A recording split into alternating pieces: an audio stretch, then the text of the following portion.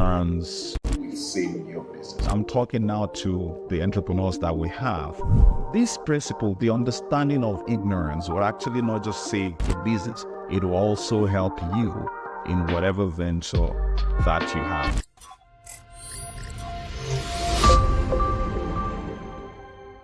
One of the things that I have observed over time, particularly when you are an entrepreneur, is because consistently you're the person people look up to provide answers, to provide solutions to all the problem. You would have assumed a sense of responsibility to provide solutions at every moment in time.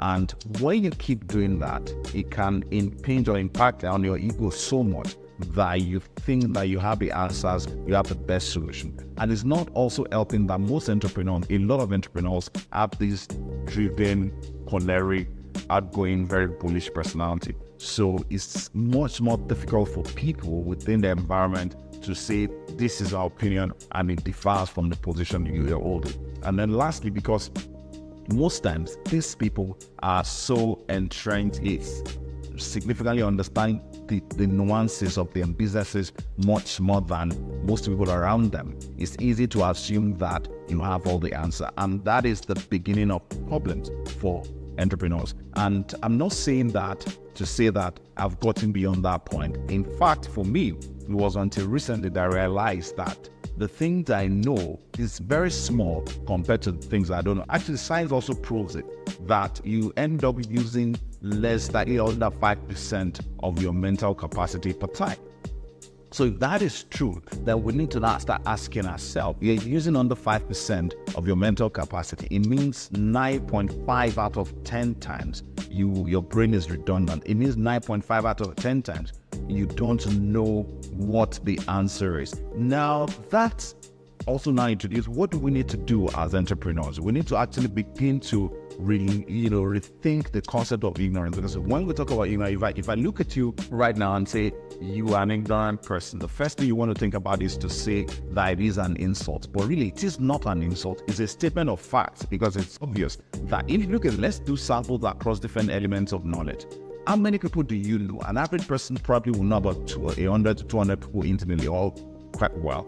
If you are that popular, you have so many friends, you probably don't know much more than the first 1,000 or 2,000 people within your environment. So the question would ask is, even if you're just using Lagos, for example, if you know 5,000 people very well, 5,000 divided by 30 million was so small compared to the people that exist in Lagos. And we now expand it to Nigeria, and that also translates not just to people you know, it also translates to issues of what you know, even about the business you do. It translates to what you know about what is going to happen in your industry. It translates to what you should know about the expertise adjacent and what you should know about even the operations of your business. So it is time you start to ask yourself, what if I'm ignorant? That's the first one. If you start asking that, then the question will now be, what do I need to do to step a bit higher? One of the problems is when you don't embrace ignorance, your chance of personal development is significantly reduced because you think you know. And the problem most times is, it is easier when you know what you don't know, but it's actually borderline catastrophic. When you don't know that you don't know, and you don't know that you don't know that you don't know. It is double whammy. So for a business person, the first thing is to say, look, I don't know. That should be the first one. When you say, I don't know, then the second question would, what do I need to do now to know? Am I going to take courses? Am I going to listen more? Am I going to listen more? Am I going to speak to mentors? Am I going to read up a book? Am I going to just search online to find out solutions to everything? So at the point of, you're confronted with scenarios that you need to make those decisions, you need to accept the fact that really, I do not know, and then go look for. But when we begin to apply that principle, it virtually changes the way we run our lives. It changes the way we run our businesses. It changes the way we respond to issues. Number two is when we start to embrace the concept of I don't know, the concept of ignorance. What it does is actually to reduce the pressure that comes on you when you are in the face of crisis, when you are in the face of decision making that you have to make at that time. Number three, it makes you a bit more open and more collaborative, because what if truly I don't know? Then the question is, what if the other guy knows? Or what does the other guy I know that I can add to my repertoire of knowledge? And when we begin to think in this order, what it does is it transforms the quality of the decisions made. And I learned that the very hard way. I used to think I had some firm knowledge in some specific areas of the business we do, in some specific area of how I interact with people, and then I generally would assume that since I know this, and the outcome of my engagement should be this particular one. But I realized that it wasn't gelling. I thought I knew, I thought I was good with this, and then this is my expected outcome. But at the end of the day, there's a dissonance between what I expect and what I'm getting. And then I started thinking, really, what if I do not truly know?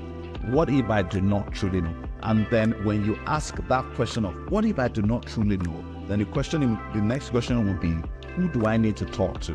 I'm lucky to have partners, friends that we've done business together over the last few years. So I started asking, what would you do in this scenario? What should I do in this scenario? And unlike before, that I would ask the question because I thought I was just trying to bounce up to validate what I was thinking. I was actually asking with a bit more open-mindedness to say, look, I really want to learn. Let me get your viewpoint. And I realized that some of the decisions that had been taken before that time, similar to the scenario I was in, were poorer, errors or were poorer decisions compared to the quality of decisions I would take now. And then that was a very hungering lesson. So what is the conclusion of the whole matter?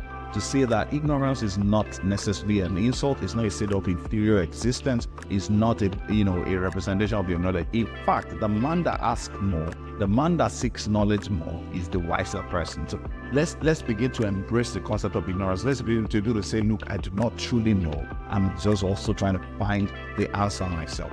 When we do that, beyond the fact that people are more willing to have this conversation that can provide value to us, it reduces the pressure that we feel to be the alpha and the omega, the solution provider in all scenarios. And then number 3, it opens our mind to the possibility that exists. What I know is this, that there is someone out there who is better than the things that you are best at any point in time. So your job is actually to ask, who is better than the things I'm best at? And then what can I learn from that person? And digital platform provides us the opportunity to actually get to connect with better thought, with better knowledge.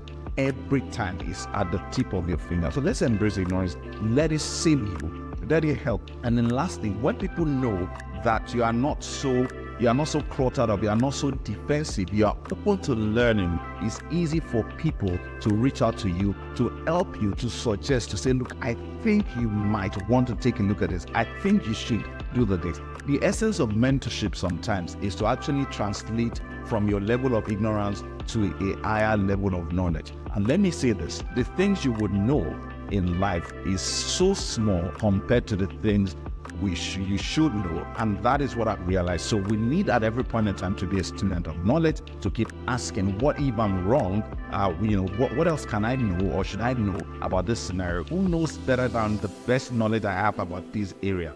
The reason why a lot of high-achieving individuals have is very solid team. You can't do well without that team. Is they look for, this is the high-achieving individual. You look for who is better at me at operations, who is better at me at finance, who is better at me at marketing, who is better at me at sales, who is better at me at all, just different aspects. And then they listen to these people and then they move forward faster. That is the problem that most entrepreneurs would have, because they think they are the better ones at operation, they are better at marketing, they are better at sales, they are better at finance, they are better, they don't listen, they don't access from the knowledge baskets that they have around them. That is the problem. So we need to embrace ignorance as a virtue. We need to embrace ignorance as a tool to actually get from where we are to where we want to get to. At the end of the day, your journey in life is not about that journey. It's about who you become as a person. So the more knowledgeable you become, the better you are, and the more value you can create and more value you can receive, and the less pressure you have on yourself. Embrace ignorance today as a tool to both